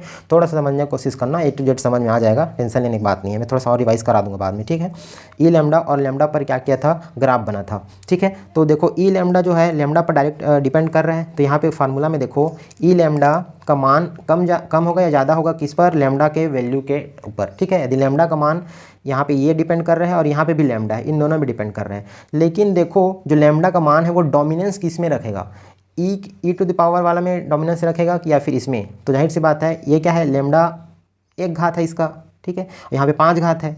मान लो जैसे मैं लैम्डा का वैल्यू मैं 1000 रखता हूँ यहाँ पे, ठीक है। स्टार्टिंग में हम लोग देखे थे 1000 रख के 1000 एंगस्ट्रॉम, ठीक है। तो मैं यहाँ पे 1000 की पावर 5 करूँगा तो सोच लो कितना जीरो होगा, मतलब वो जो ई लैम्डा का मान है उसको बहुत कम कर देगा कंपेयर टू इस वाले टर्म के। यहाँ पे मैं रखूँगा तो सिर्फ 3 ही जीरो होगा, ठीक है। यहाँ पे तो घात 5 है तो ये डायरेक्ट 15 हो जाएगा, ठीक है। तो इसका मतलब कि ये वाला के टर्म के कंपेयर में ये वाला टर्म ज़्यादा डोमिनेंस रखेगा। तो हम लोग क्या कर सकते हैं, इस वाले टर्म को नेगलेक्ट कर सकते हैं, ठीक है। या फिर बोल सकते हो ये ज़्यादा डोमिनेंस में रहेगा, तो ज़्यादा डोमिनेंस में रहेगा तो इसका मतलब क्या है, ये जो ई लैम्डा है वो यहाँ पे इसके टर्म के रूप में यहाँ पे हम लोग इसको मतलब इस टर्म के रूप में हम लोग इसको मान सकते हैं कि बस यही बस शो करेगा, इसका कोई मतलब नहीं है, ठीक है।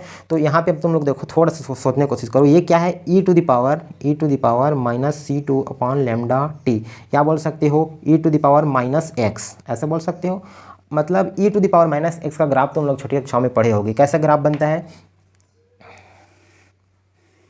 ठीक है। आई थिंक इस पे नहीं बनाता हूँ मैं graph, E to the power ये पढ़े होगे, ई की पावर x का ग्राफ और e to the power -x का ग्राफ।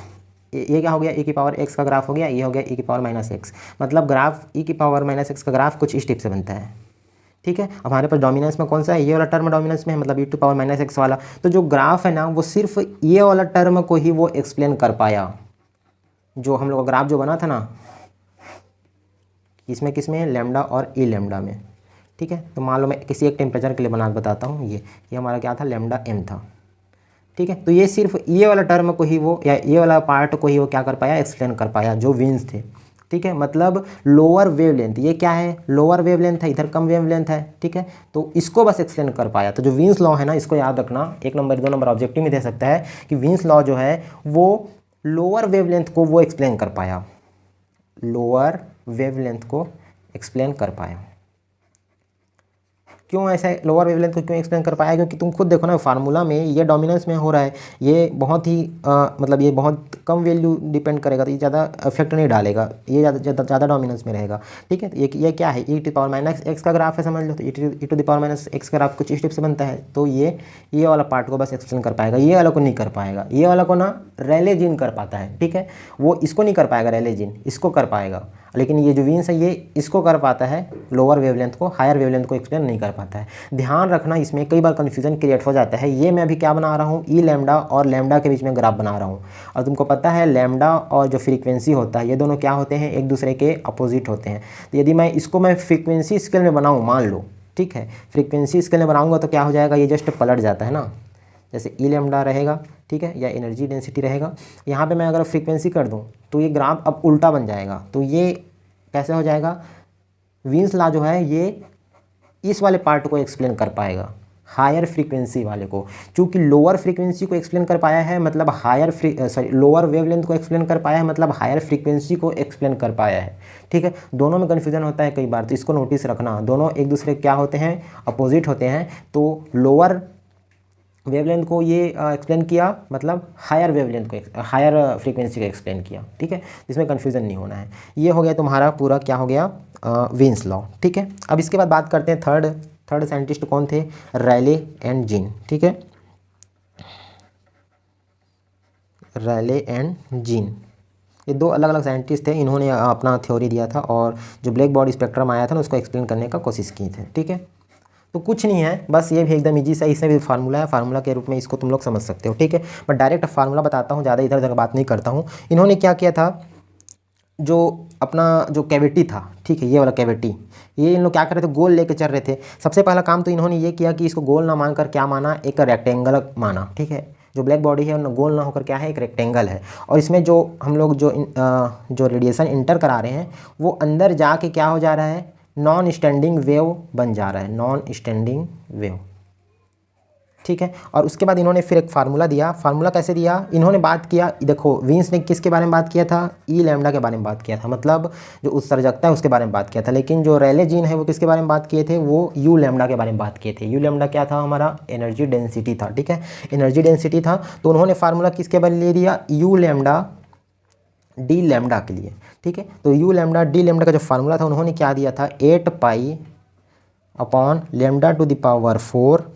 डी लैम्डा, ठीक है, इनटू जो वहाँ पे देखो, यहाँ पे क्या हम लोग फंक्शन लिए थे, एक्सपोनेंशियल फंक्शन लिए थे एफ लैम्डा टी की जगह में। इन्होंने क्या किया, उसको के टी बोला, ठीक है, के टी यहाँ पे इसको रिप्लेस कर दिया, एक्सपोनेंशियल की जगह में के टी बोल दिया, ठीक है। तो जो ओवरऑल फार्मूला था वो क्या बन गया, 8 पाई के T upon lambda to the power 4 and D lambda. ये फार्मूला इस रूप में आ गया, ठीक है। अब इसमें तुम लोग ध्यान दो, कुछ नहीं है, बस सिंपल से नोटिस करो। अब बताओ यू लैम्डा जो है लैम्डा पर डिपेंड कर रहा है, ठीक है, वेवलेंथ पर डिपेंड कर रहा है, वो भी कैसे डिपेंड कर रहा है, तो U lambda is inversely proportional to lambda to the power 4। मतलब लैम्डा का मान यदि हम लोग बढ़ाते हैं, मान लो लैम्डा का मान 1000 करें, तो यू लैम्डा का मान क्या आएगा भाई, लैम्डा का मान जैसे हम लोग बढ़ा रहे हैं तो यू लैम्डा का मान क्या होगा, एकदम कम आएगा, ठीक है। इन्वर्सली प्रोपोर्शनल तो वो भी बहुत कम आएगा क्योंकि यहाँ पे पावर 4 है, ठीक है। तो ये क्या किया, जैसे जैसे लैम्डा का मान हम लोग कम कर रहे हैं, या फिर सॉरी लैम्डा का मान जैसे जैसे बढ़ा रहे हैं, अब ग्राफ में आओ थोड़ा सा, लैम्डा का मान जैसे जैसे हम लोग बढ़ा, यहाँ तक तो एक्सप्लेन कर लिया था विन, ठीक है। अब उसके बाद इधर के एक्सप्लेन नहीं कर पा रहे थे, लोअर वेवलेंथ को किए थे वो, तो लैम्डा का मान जैसे जैसे हम लोग इस लैम्डा एम से और ज़्यादा बढ़ा रहे थे, हायर वेवलेंथ, ये हायर इधर क्या है, हायर वेवलेंथ है, ठीक है। तो हायर जैसे जैसे हम लोग लैम्डा का मान बढ़ा रहे थे, यू लैम्डा क्या होते जा रहा था, कम होते जा रहा था। तो यहाँ पे तुमको समझ में आ रहा है ना, ई लैम्डा बात करो या यू लैम्डा बात करो, ठीक है। तो यहाँ पे क्या हो रहा है, ये धीरे धीरे कम होते जा रहा है। यही तो इन्होंने एक्सप्लेन किया था कि लैम्डा का मान जैसे जैसे हम लोग बढ़ाएंगे यू लैम्डा का मान कम होते जाएगा। ग्राफ में भी ऐसे प्राप्त हो रहा है, यू लैम्डा का मान जैसे हम लोग बढ़ाते जा रहे हैं, लैम्डा का मान इधर बढ़ते जा रहा है, यू लैम्डा का मान क्या हो रहा है, ऑटोमेटिक कम होते जा रहा है। तो दोनों में एक सक्सेसफुल भी था और अनसक्सेसफुल भी था, मतलब आधा आधा एक्सप्लेन किए थे, ऐसा बोल सकते हो। वीन ने क्या किया था, लोअर वेवलेंथ के लिए एक्सप्लेन किया था, और रेले जीन ने क्या किया था, हायर वेवलेंथ के लिए एक्सप्लेन किया था, ठीक है। बाकी दोनों कंप्लीटली एक्सप्लेन नहीं कर पाए थे। किसने एक्सप्लेन किया था उसको, जो नेक्स्ट साइंटिस्ट आएंगे प्लांक, उन्होंने किया था, ठीक है। और दोनों में अंतर क्या था, इन्होंने एक्सपोनेंशियल टर्म माना था और इन्होंने क्या किया था, केटी माना था, ठीक है। दोनों में ये डिफरेंस था, ठीक है। चलो अब आगे बढ़ते हैं। देखो अब लास्ट एक साइंटिस्ट थे प्लांक, उन्होंने पूरा क्या किया, कंप्लीट एक्सप्लेन किया था, जो भी रुकावट आ रही थी उसको उन्होंने दूर किया, ठीक है। साथ में जो विन्स लॉ और जो रेले जीन्स लॉ था उसको भी उन्होंने एक्सप्लेन कर दिया, ठीक है। अब उनके जो कैसे एक्सप्लेन किया, तो उन्होंने क्या बोला कि भैया जो आप लोग मान रहे हो कि जो स्पेक्ट्रम प्राप्त हो रहा है वो क्या है, कंटिन्यूस मान रहे हो, लेकिन एक्चुअली में वो कंटिन्यूस नहीं है, वो क्या है, डिस्क्रीट है, या फिर बोल सकते हो एक फिक्स्ड पॉइंट के रूप में है, ठीक है। उन्होंने क्या किया, और उसी को ही क्या बोलते हैं हम लोग, मतलब इन्हीं से ही क्या हुआ, क्वांटम का जो मेन फिनोमिना है वो स्टार्ट हुआ, ठीक है।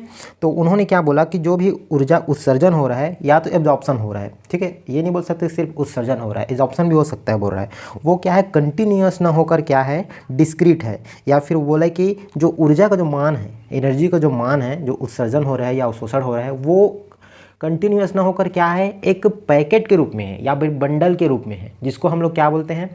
चलो उससे पहले मैं थोड़ा सा हेडिंग लिख देता हूँ, नहीं तो, ठीक है, प्लांक लॉ, ठीक है, ठीक है। इन्होंने क्या बोला कि जो एनर्जी जो आप लोग कंटिन्यूस मान रहे थे, ठीक है, वो कंटिन्यूस ना होकर क्या है, डिस्क्रीट है। डिस्क्रीट है इन द सेंस, या फिर बोल सकते हो जो ऊर्जा है वो एक पैकेट के रूप में है, ठीक है, पैकेट के रूप में है, या फिर वो एक बंडल या ग्रुपिंग में है, ठीक है। और उस जो बंडल है या ग्रुपिंग है उसको हम इन्होंने क्या नाम दिया, फोटोन नाम दिया, या फिर क्वांटा, ठीक है, फोटोन बोलो या क्वांटा बोलो। जो पैकेट या जो बंडल है ऊर्जा का, उसको उन्होंने क्या नाम दिया, फोटोन नाम दिया या फिर क्वांटा नाम दिया। क्वांटा से याद आया, आप लोग को इस टॉपिक के बारे में, ब्लैक बॉडी स्पेक्ट्रम के बारे में आपको मान लो डिटेल स्टडी करना है फर्दर नेट के लिए या गेट के लिए, तो आप लोग क्वांटा इंस्टीट्यूट नाम का नाम तो सुने ही होंगे, ठीक है। ये जो इंस्टीट्यूट है वहाँ से आप लोग पढ़ सकते हो, वीरू सर है वो बहुत अच्छे से एक्सप्लेन किए हुए हैं, और मेरे को जब समझ में नहीं आता तो मैं उन्हीं से ही देखता हूँ, ठीक है। तो वहाँ से एक बार देख सकते हो, तुमको मिल जाएगा वहाँ पे, ठीक है। प्लेलिस्ट में चेक कर लेना, क्वांटम मैकेनिक्स का ओरिजिन का जो है ना वो उन्होंने डाला हुआ है वीडियो, तो वहाँ से आप लोग देख सकते हो, अच्छे समझना है तो, ठीक है। अब बात करते हैं, हम लोग आते हैं टॉपिक पे। तो ये जो फोटोन या जो क्वांटा है, तो जो प्लांक ने क्या बोला कि जो फोटोन क्वांटा है ना, इनकी एक फिक्स्ड एनर्जी होती है। क्या होती है? फिक्स्ड एनर्जी होती है, साथ में फिक्स्ड क्या होती है? मोमेंटम होती है। Fixed energy and fixed momentum होती है, ठीक है। अब वो भी कितनी होती है उसको भी बताया उन्होंने। तो देखो, जो कि तुम लोग को पता है क्या होता है, ई बराबर, या फिर ऐसे बोल सकते हो fixed energy and fix momentum होती है। और वो कितना होता है उनको भी बताया, कि उन्होंने बोला कि जो ई का जो मान है, एनर्जी जो रिलीज़ हो रही है, एब्जॉर्ब हो रही है, वो फ्रीक्वेंसी के अकॉर्डिंग होती है, फ्रीक्वेंसी पर डिपेंड करती है, ई प्रोपोर्शनल टू न्यू, ठीक है। और इसी को जब मान लो हम लोग आगे थोड़ा सा सॉल्व करेंगे तो यहाँ पे कांस्टेंट हटेगा, तो क्या नाम दिया फिर उन्होंने? ई एन एच न्यू, ठीक है। एक कांस्टेंट आ गया एच, और बहुत सारे पार्टिकल हो सकते हैं, तो इसलिए मैं यहाँ पे क्या लगा दिया? एन लगा दिया। या फिर क्या लिख सकते हो? ई बराबर एच न्यू, ठीक है। एच क्या है यहाँ पे? Planck constant. सबके नाम पे अपना अपना जो कांस्टेंट आता है, उन अपने अपने साइंटिस्ट के नाम जो है उन्हीं के नाम पे रहता है। जैसे विन लॉ में हम लोग देखे, बी एक कांस्टेंट आया था जिसको विन्स कांस्टेंट बोले थे, ठीक है। उससे पहले एक स्टीफन कांस्टेंट आया था, सिग्मा, ठीक है, उसको स्टीफन कांस्टेंट बोले थे। ये एच क्या है? प्लांक कांस्टेंट है। ये एच जो है ना बहुत इंपॉर्टेंट कांस्टेंट है, इसका वैल्यू भी याद रखना है तुमको, डायरेक्ट हर जगह क्वांटम मैकेनिक्स का समझ लो जान है, ठीक है। इसके बिना तुम नहीं चल सकते। ये और एक्साई वेव फंक्शन, ये दोनों क्वांटम मैकेनिक्स में 1000 बार यूज़ होंगे, ठीक है। तो ये याद कर लेना। तो इसको क्या बोलेंगे? Planck constant. और इसका जो वैल्यू होता है वो कितना होता है? 6.63 इंटू 10⁻⁻34 जूल सेकेंड, ठीक है। इसको याद कर लेना, ये हर बार तुमको काम आएगा, ठीक है। तो यहाँ तक समझ में आ गया। क्या बोले कि जो एनर्जी है वो एक फोटोन या फिर क्वांटा के रूप में होती है, पैकेट के रूप में होती है, जिसकी एक fixed energy and fixed momentum होती है। एनर्जी कितनी होती है? एच न्यू के बराबर होती है। अब मोमेंटम भी निकाल सकते हो, मोमेंटम भी फिक्स्ड होती है बोला, तो मोमेंटम कैसे निकाल सकते हो? जो कि तुमको पता होगा, ई बराबर क्या होता है? पी सी होता है, मोमेंटम इंटू सी। सी क्या है? वेलोसिटी ऑफ लाइट है, जिसका मान कितना होता है? 3×10⁸ मीटर पर सेकेंड, ठीक है। तो उसको याद तो पता ही होगा। तो यहाँ से तुम लोग सीधा मोमेंटम का वैल्यू निकाल सकते हो, ई बराबर सी, ई अपॉन सी हो जाएगा। ई का वैल्यू अभी भी लोग निकाले हैं, क्या है? H nu by c. तो डायरेक्ट क्या लिख सकते हो? P equal to h nu c, ये होती है, ये भी फिक्स्ड होती है, ठीक है। अब देखो यहाँ पे मैं तो बता चुका एच क्या है और सी क्या है, ठीक है। तो एच और सी तो बताने की जरूरत नहीं है, सी को वैल्यू लिख देता हूँ, चलो 3×10⁸ मीटर पर सेकेंड, ठीक है। अब देखो, और उन्होंने ये भी बोला कि जो वैल्यू है ई का जो वैल्यू है एच न्यू, ये ऐसा नहीं कि कुछ भी हो सकता है, ये एक फिक्स्ड होती है, ठीक है। यहाँ पे बोला ना फिक्स्ड होती है। फिक्स्ड होती है इन द सेंस क्या होती है? डिस्क्रीट होती है।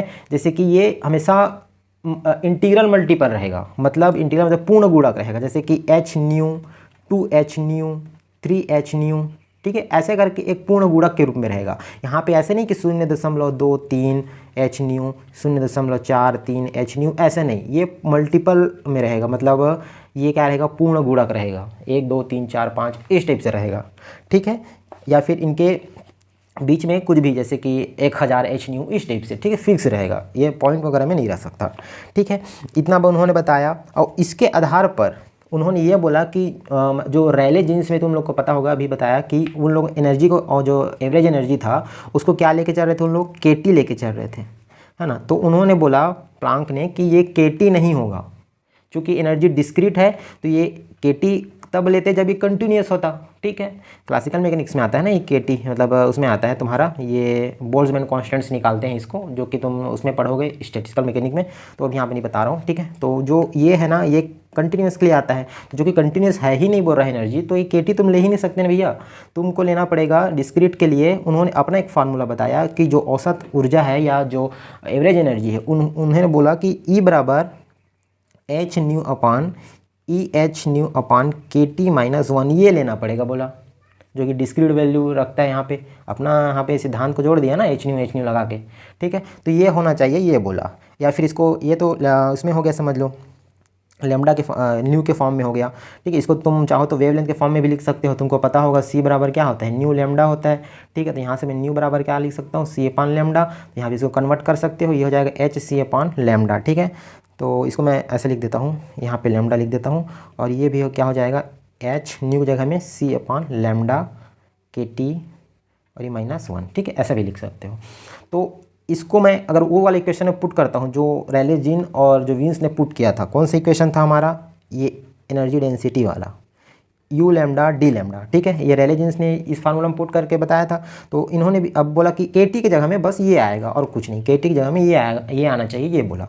तो बताओ जब बोला फार्मूला क्या था हमारे पास, 8 pi upon lambda to the power 5, और यहाँ पे उन्होंने क्या किया था, के टी लिखा था। तो के टी ना लिख के अब हम लोग क्या लिखेंगे, एच न्यू, ठीक है, e to the power H nu k T -1, और लास्ट में क्या था, डी लैम्डा, ठीक है। या फिर इसी को क्या लिख सकते हो,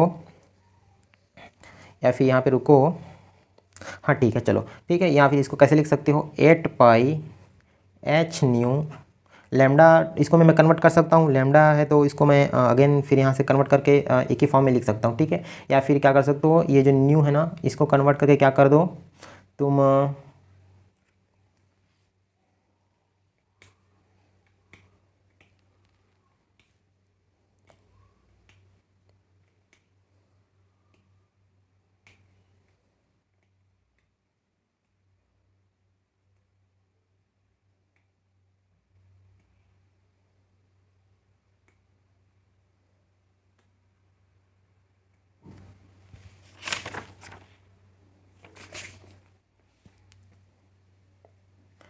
देखो इसको ऐसे कर सकते हो, यहाँ पे सॉरी क्या था, यहाँ पे 4 घात था ना, मैं 5 लिख दिया हूँ, 4 घात था, ठीक है। 8 pi upon lambda to the power 4, और ये इसकी ई की जगह में क्या लिख दिया, के टी की जगह में ये लिख दिया, ठीक है। इसको दूसरे फॉर्म में कैसे लिख सकते हो, 8 पाई और यहाँ पे इसको ये वाला फॉर्म में लिखो, ठीक है। तो यह हो जाएगा एच सी, और लैम्डा नीचे में था तो ये हो जाएगा लैम्डा टू द पावर 5, ठीक है। और इसको डायरेक्ट लिख दो H C upon lambda K T -1 और लास्ट में डी लैम्डा। तो ये उन्होंने फार्मूला बताया था, ये मतलब ये प्लांक का फार्मूला था, समझ लो, यू लैम्डा और डी लैम्डा का मान, मतलब ये एनर्जी डेंसिटी का फार्मूला बताया था। ये जब फार्मूला जब आया ना, तो इससे दोनों जो इक्वेशन थे, वीन्स लॉ वाला और रेले जीन्स वाला, ठीक है, वो दोनों इससे एक्सप्लेन हो चुके थे, ठीक है। कैसे हुआ तो उसको मैं थोड़ा सा बता देता हूँ। देखो इसको एक और फॉर्म में लिख सकते हो, लैम्डा के फॉर्म में भी लिख सकते हो, ठीक है। मैं लिख के बता देता हूँ, लैम्डा के फॉर्म में, सॉरी उसके फॉर्म में, फ्रीक्वेंसी के फॉर्म में, ठीक है। फ्रीक्वेंसी के फॉर्म में लिखोगे तो क्या हो जाएगा, 8 पाई, ये हो जाएगा H nu cube D nu upon C cube E to power H nu upon K T -1, ठीक है। दोनों को याद करने की जरूरत नहीं है, एक ठो को याद करो, समझ में आ जाएगा। याद क्या करना है, डायरेक्ट पुट बस तो किए हैं, ठीक है। अब हमको इसको समझना है, थोड़ा सा समझ लो। ये क्या था, प्लांक का मेन इक्वेशन था। अब इससे दो को एक्सप्लेन करना था, वीन्स लॉ को एक्सप्लेन करना था, दूसरा क्या, रेले जीन को एक्सप्लेन करना था। तो कैसे एक्सप्लेन करेंगे, तो मैं बताया था कि जो वीन्स लॉ है वो किसके लिए एक्सप्लेन हो पा रहा था, जो लोअर वेवलेंथ थे उनके लिए एक्सप्लेन हो पा रहा था, और जो रेले जीन्स था वो हायर वेवलेंथ के लिए एक्सप्लेन हो पा रहा था, ठीक है। यहाँ पे लैम्डा एम का मान था ना, मैक्सिमम पॉइंट का मान, ठीक है। तो बस एक कंडीशन यहाँ पे लगा दो, जो मेन जो फार्मूला इसके लिए वीन्स और रेले जीन्स के लिए था वही फार्मूला आ जाएगा। कैसे, देखो यहाँ पे लैम्डा एम का मान मतलब लैम्डा का मान मैं कम रखूँ, यहाँ पे देखो कम रखूँगा तो बताओ क्या हो जाएगा। यहाँ पे मान लो मैं ये लैम्डा एम का जो लैम्डा का मान है बहुत कम रखता हूँ, ठीक है, लैम्डा एम का मान बहुत कम रखता हूँ, तो इसका मतलब क्या हो जाएगा, ये इसका डोमिनेंस कम हो जाएगा, इसका डोमिनेंस ज़्यादा हो जाएगा, जैसे उसमें बताया था रेले जीन्स वाले में, ठीक है। इसका डोमिनेंस ज़्यादा हो जाएगा, ये क्या है, ई टू द पावर, इसका पॉजिटिव पावर में है ऊपर जाएगा, नेगेटिव पावर में होगा, नेगेटिव पावर में है, इसका मतलब क्या हो जाएगा, नेगेटिव घात का जो है वो एक्सप्लेन हो जाएगा। नेगेटिव घात मतलब ये वाला, अगेन ये एक्सप्लेन हो जाएगा। ये एक्सप्लेन किस में हो रहा था, वीन्स में हो रहा था, ये देखो वीन्स में हो रहा था नेगेटिव घात। समझ में आया, नहीं समझ में आया होगा बताता हूँ ब्रॉड, ठीक है। देखो क्या बोला मैं, लैम्डा का वैल्यू इस ये कम, लैम्डा का वैल्यू कम था उसके लिए एक्सप्लेन हो रहा था, ठीक है। यहाँ पे लैम्डा का वैल्यू कम रख के देखो तो ये नेगलेक्ट हो जाएगा, ठीक है। ये क्या है, डोमिनेंस में रहेगा, जो कि पॉजिटिव पावर में है, ऊपर जाएगा नेगेटिव पावर हो जाएगा, मतलब नेगेटिव पावर मतलब ई की पावर -x हो जाएगा। अब -x का पावर जो ग्राफ होता है कैसे होता है, इसी टाइप का होता है ना। तो ये लोअर वेवलेंथ को क्या किया, एक्सप्लेन कर पाया। बात कर इसके लिए तो हायर वेवलेंथ के लिए ये काम किया था, हायर वेवलेंथ के लिए एक्सप्लेन कर पाया था। यहाँ पे लैम्डा का वैल्यू मैं हाई रखता हूँ, बहुत ज़्यादा हाई रखूँगा, ठीक है। तो लैम्डा का वैल्यू जैसे बहुत ज़्यादा हाई रखा ना, तो ये जो ई की power H C upon lambda K T -1 है, इसको मैं कैसे लिख सकता हूँ, H C lambda K T, इसको मैं क्या लिख सकता हूँ, इसको मैं लिख सकता हूँ सीधा H C upon lambda K T के बराबर में। क्योंकि देखो लैम्डा का मान बहुत ज़्यादा है, बहुत ज़्यादा है, इसका मतलब क्या है, इसको मैं direct E to the power बहुत ज़्यादा आएगा, ठीक है, बहुत ज़्यादा आएगा, इसका मतलब क्या है, एच सी अपॉन लेमडा के टी, उसमें मैं एक माइनस करूँ तो बहुत ज़्यादा संख्या में अगर एक माइनस करोगे तो कुछ फर्क तो पड़ेगा नहीं, ठीक है। तो इसको डायरेक्ट क्या लिख सकता हूँ, एच सी अपॉन लेमडा के टी। अब इसको यहाँ पे पुट करके देख लो, पुट करूँगा तो देखो क्या आएगा, U lambda D lambda equal to ये हो जाएगा, ऊपर में क्या था 8 पाई एच सी और नीचे में क्या था लेमडा टू द पावर 5। इसके जगह मैं डायरेक्ट ये पुट करूँगा एच सी अपॉन लेमडा के टी, ठीक। बस इसको सॉल्व कर लो, ये क्या हो जाएगा, ऊपर चले जाएगा, ठीक है, लेमडा के टी हो जाएगा, नीचे में क्या आ जाएगा एच सी। अब इसको थोड़ा सा ये काट सकते हैं, लेमडा की पावर कट जाएगा, क्या बचा 8 pi upon lambda two the power 4 के टी, और ये डी लेमडा तो लास्ट में था ही, ठीक है। तो ये डी लेमडा हो जाएगा, डी लेमडा। यही फार्मूला क्या है, रेले जीन्स का ही फार्मूला है, देख लो रेले जीन्स मुझे बताया था, उसके भी ये फार्मूला बताया था, आ गया ना के टी, ठीक है। तो इस वाले फार्मूला से हम दोनों को एक्सप्लेन कर पाए, मतलब जो ग्राफ प्राप्त हो रहा था लेमडा और ई लेमडा में, जो ब्लैक बॉडी स्पेक्ट्रम के लिए जो ग्राफ प्राप्त हो रहा था, वो जो प्लांक है उन्होंने दोनों को एक्सप्लेन कर दिया, मतलब लोअर वेवलेंथ के लिए भी एक्सप्लेन कर दिया, साथ में हायर वेवलेंथ के लिए भी एक्सप्लेन कर पाया। विन ने क्या किया था, बस लोअर के लिए किया था, रेले जीन ने क्या किया था, बस हायर के लिए किया था, लेकिन प्लांक जो है ये पूरा क्या कर पाया, दोनों को एक्सप्लेन कर पाया।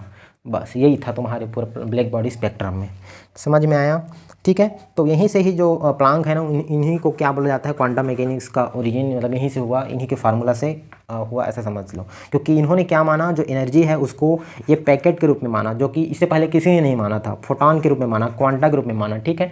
तो इसी को ही क्या बोलते हैं, मतलब प्लांक को ही क्या बोलते हैं, क्वांटम मैकेनिक्स का यहाँ से ओरिजिन हुआ है, ऐसे बोलते हैं, ठीक है। तो ये पूरा कंप्लीट हो गया आप लोग का ब्लैक बॉडी स्पेक्ट्रम, पूरा एक्सप्लेन कर दिया हूँ, मेरे ख्याल से एक पॉइंट एक्सप्लेन किया हूँ, आपको मुझे लगता है समझ में आ गया होगा। मान लो कहीं कुछ समझ में नहीं आ रहा होगा तो आप लोग क्या करो, कमेंट बॉक्स में बताना, और ये भी बताना कि आपको समझ में आया है कि नहीं आया है। अगर आया होगा तो भी मैं आगे कंटिन्यू करूँगा, क्योंकि मुझे लगता है कि जो मैं वाइट बोर्ड में पढ़ाता था ना, तो उसमें थोड़ा ज़्यादा मतलब मैं क्या है, मेरा फेस वगैरह भी आता था, तो उसमें ज़्यादा थोड़ा अट्रैक्शन हो पाता था, ठीक है। यहाँ पे क्या मैं पेन पेपर में समझा रहा हूँ तो फेस वगैरह तो नहीं दिख पा रहा है, तो उसमें शायद थोड़ा प्रॉब्लम हो सकती है, लेकिन क्या करूँ, मेरे पास अभी वाइट बोर्ड नहीं है, ठीक है।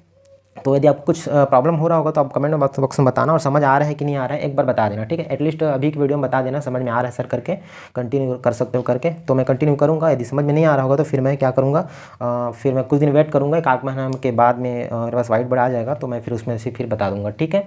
तो बता देना कमेंट बॉक्स में, अगर पसंद आया होगा, मान लो समझ में आया होगा तो लाइक शेयर सब्सक्राइब भी कर देना, ठीक है, ताकि और मैं वीडियो बना पाऊँ, ठीक है। तो ठीक है, मिलेंगे फिर नेक्स्ट लेक्चर में। नेक्स्ट लेक्चर में क्या करूँगा मैं, जो फोटो इलेक्ट्रिक इफेक्ट है उसको एक्सप्लेन करूँगा, ठीक है। मिलते हैं नेक्स्ट लेक्चर में, बाय बाय।